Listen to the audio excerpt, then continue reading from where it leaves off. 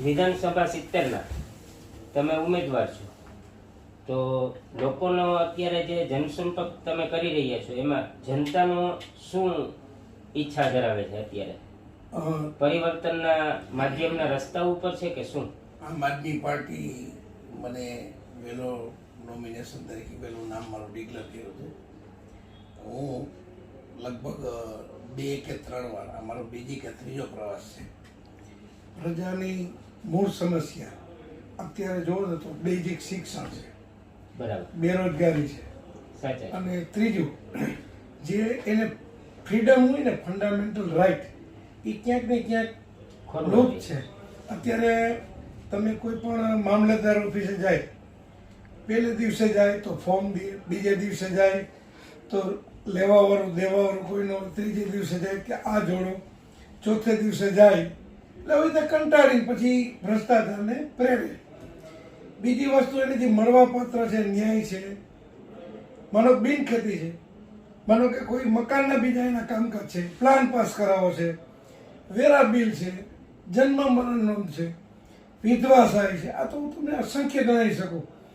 એટલા બધા અમને જે માજી રડતા હોય કે મને પેન્શન નથી મળતું, મને રાશન નથી મળતું, 1-2 મહિના લેવા ન ગયા, ભૂલી ગયા તો એ કાર્ડ ડિલીટ કરી નાખે છે. એટલે સમસ્યા છે ને પારાવાર છે, કોઈ સાંભળવાનું નથી. સત્તાધારી પક્ષને એટલો મદ આવી ગયો છે અને એવો વિપક્ષે એને કાન ખેંચ્યા નથી, કાન આંબળ્યા નથી, એટલે એને બધું મિલી ભગતથી ચાલ્યું ગયું. હવે આવી આમ આદમી પાર્ટી. આમ આદમી પાર્ટીએ દિલ્હીમાં આ બધી કામગીરી દેખાડી.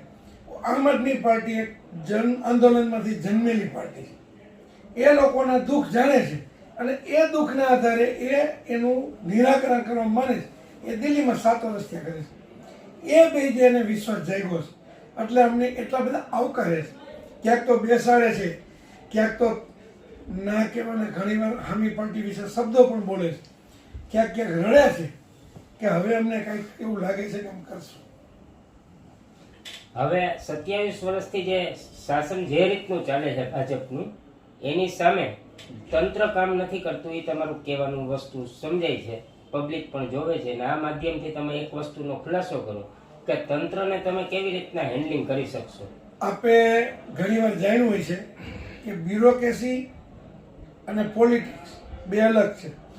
બ્યુરોક્રેસીમાં હું આપને કંઈ મારા રાજકોટનો દાખલો હતો કે જગદીશન કમિશનર તરીકે આવ્યા તો બધું આખી પ્રજા ફફડે. એનું કારણ છે કોઈ પોલીસ કમિશનર આવ્યા, માનો કે દત્તા સાહેબ આવ્યા તો દત્તા સાહેબ કંઈ બીજી એનર્જી કે બીજા કંઈ પોટલાન કે બીજો પાવર કે એની પાસે હતું નહીં.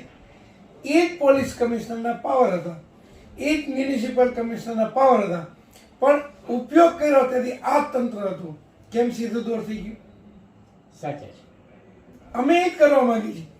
અમે તો પ્રજાના કામ કરતા કરતા મારે ના કહેવું જોઈએ કે આ લોકોના 27 વર્ષના જે દાબેલા ઉકેડાની છે ને, એ ખોલવા માટે એક ડિપાર્ટમેન્ટ અમારે બનાવવું જોઈએ આખું.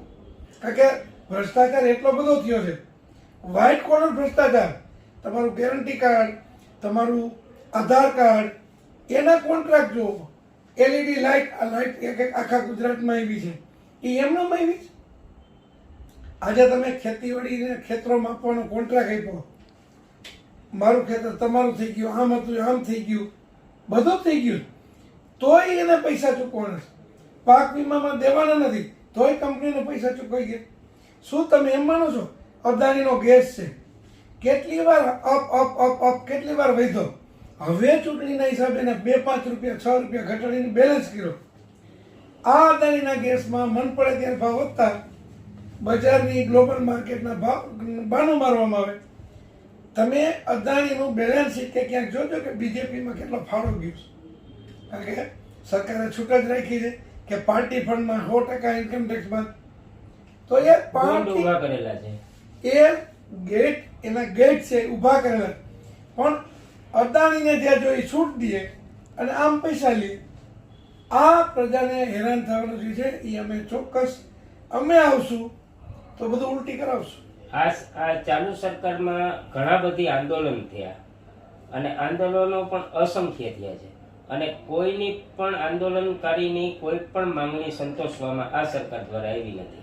તમે આ તમામ આંદોલન વિશે જાણકારીમાં છે, આપને પણ, કોંગ્રેસને પણ ખબર છે અને ભાજપ ખુદ પણ જાણે છે. તો આવી સમસ્યાઓનો આંદોલનકારીઓનો બધાનો અંત તમે ક્યારે લાવશો? 60% છે ને આવી ગયો છે. શું કામ આવી ગયો છે કે જ્યારે અમે આંદોલનને અમે સપોર્ટ કર્યો કે આવું હોવું જોઈએ, અમે કરશું, એમાં એને 50-60% કરેક્શન મળ્યા છે કરવા. સાહેબ, આંદોલનમાં નથી જ્યાં ન્યાય મળ્યો એ ઘણી વાર આપણે એમ કહું કે મગફળી કાંડ છે, પેપર ફૂટ્યા છે, આવા કાંડ જે થયા છે એને ન્યાય નથી મળ્યો. અને આંદોલન જે થયા પેપર માટે વિદ્યાર્થીના આંદોલન છે એનો ન્યાયની તમે શું ભાષા માનો કે ન થવું જોઈએ એના માટે નહીં, એને ગમે ત્યારે થાય. હું એ કહું કે કોઈ પણ પેપર બને ને ત્યારે સરકારી પ્રેસમાં છપાય, તો આને સરકારી પ્રેસ મૂકી અને સંઘના કોઈ કાર્યકરના અહીંયા ઓફસાઇટમાં શું કામ છપાવવું જોઈએ? એનો ભયંકર, હું તમને એનો ખુલાસો કહું છું અને ઓન ચેનલ કહું છું કે જ્યારે પેપર ગયું સંઘવાળાની જાય, સંઘવાળાનું એ પેપર છે એટલે એને તો સિક્યુરિટી ગઈ, એટલે મારા તમારા જેવા 50-25 છોકરા કાર્યકરોને 1000-2000 પાસ કરવા હોય એને પેપર વહી જાય, પછી પેપર લેવાય, ઓફિશિયલી લેવાય અને રિઝલ્ટ શું આવે કે ઓલા મળતિયા પાસ થઈ ગયા. અમે ભ્રષ્ટાચાર નથી કરતા, અમે ન્યાયમાં બરોબર, અમારા રાજમાં કોઈ પણ જાતની લાગવકશાહી નથી. શું લાગવકશાહી નથી ચાલતી? વ્હાઇટ કોલર લાગવકશાહી, આ તમને ખ્યાલ છે? ના હોય તો ઉજાગર કરું. સીસીટીવી કેમેરામાં હું તમને કહું છું કે સરકારી પ્રેસમાં પેપર છપાતા, ચા વાળો છે ને ચાય નો દે એક તો બારીએથી ચા દેવામાં આવે, આવું એટલી સિક્યુરિટી. તો તમને આ બધાનું એને જે દી ભરણા છે એનો જવાબ દેવો પડશે. મગફળી કાંડમાં વેલ્ડિંગ કરે અને મગફળી પડી જાય. હું ખેડૂતનો દીકરો છું. અમે એક નાના મકાનમાં ઝૂંપડામાં રહેતા, ત્યારે એક બાજુ મગફળીનો ઢગલો પીડ્યો હોય ને એક બાજુ મારી માં રસોઈ કરતી હોય, અમારી બેન દીકરી રસોઈ કરતી હોય, કોઈ દી મગફળી સળગી જ નથી. તીખારાથી મગફળી સળગી ગઈ. શું કહેવા માંગે છે? તમે તથ્ય મૂકો, એ તો કઈ લોજિક વાળા મૂકો, અને એમાં વેલ્ડિંગ વાળાને પકડી જાય પોલીસ, એને વળી જેલ થાય, વળી પાછો જામીન મળે. આ જેમ પુલ કાંડમાં, પુલ કાંડની અંદર આપ જોવો છો તો પુલ કાંડની અંદર ટિકિટ વેચવાવાળો, સિક્યુરિટી વાળો, અન્ય મેનેજર એ ફસાઈ જાય. ધરપકડ થઈ ગઈ સાહેબ એની તો.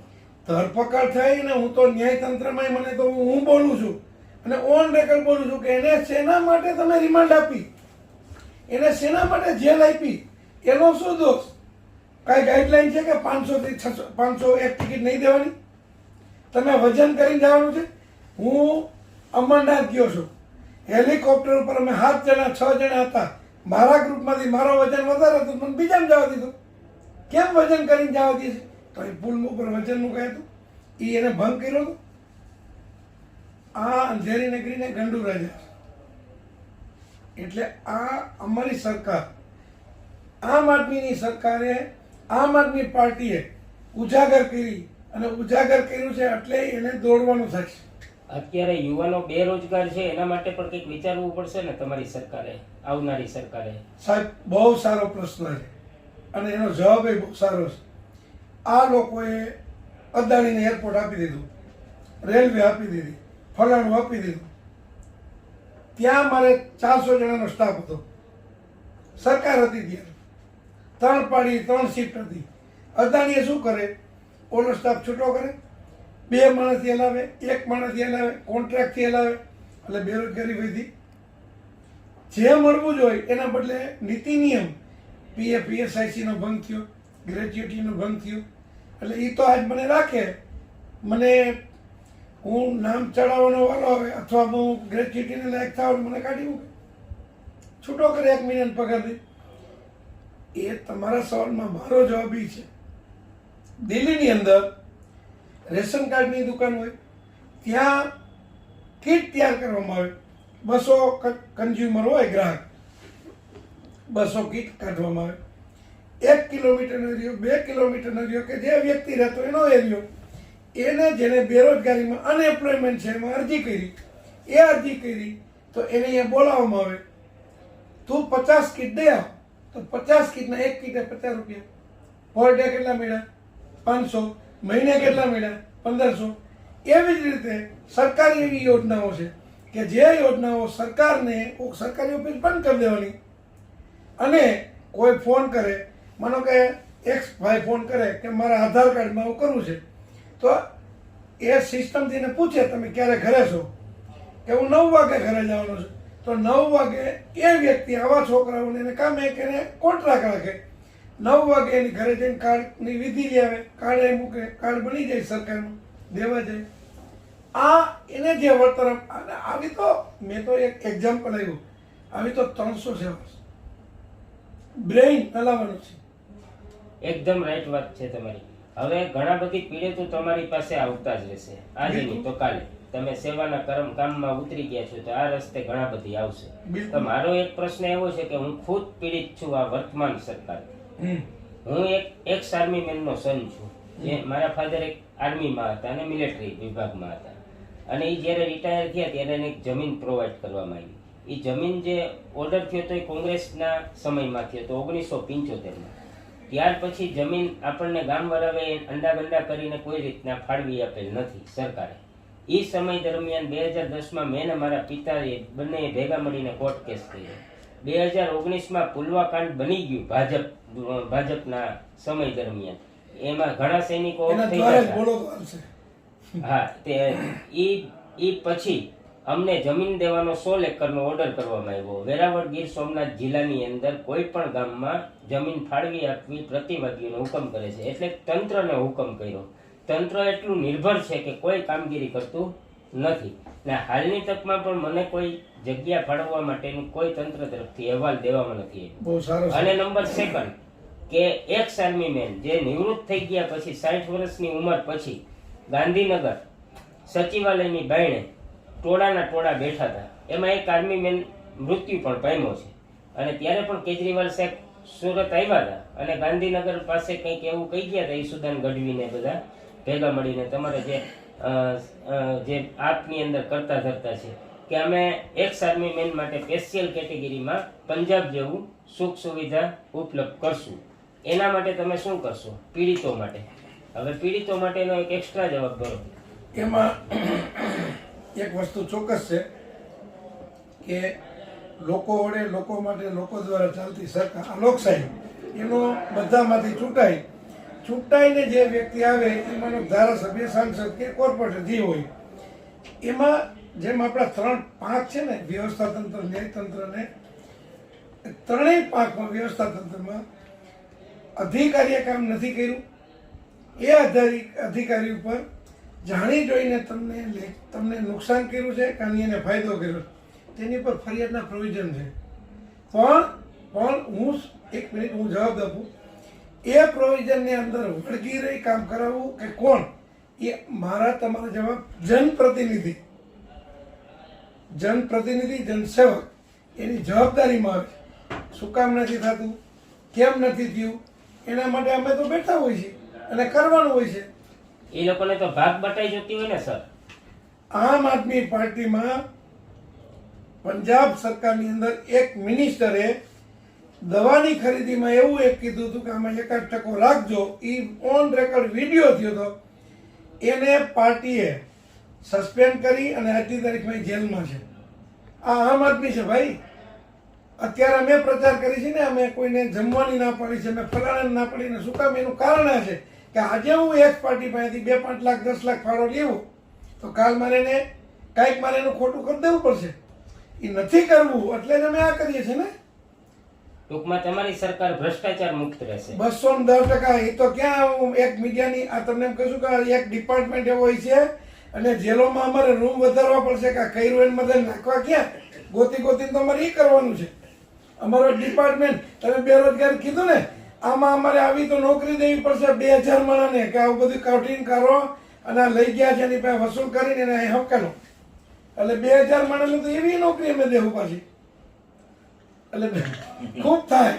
બહુ સરસ વિડીયો આપ્યો છે અને થેન્ક યુ સર.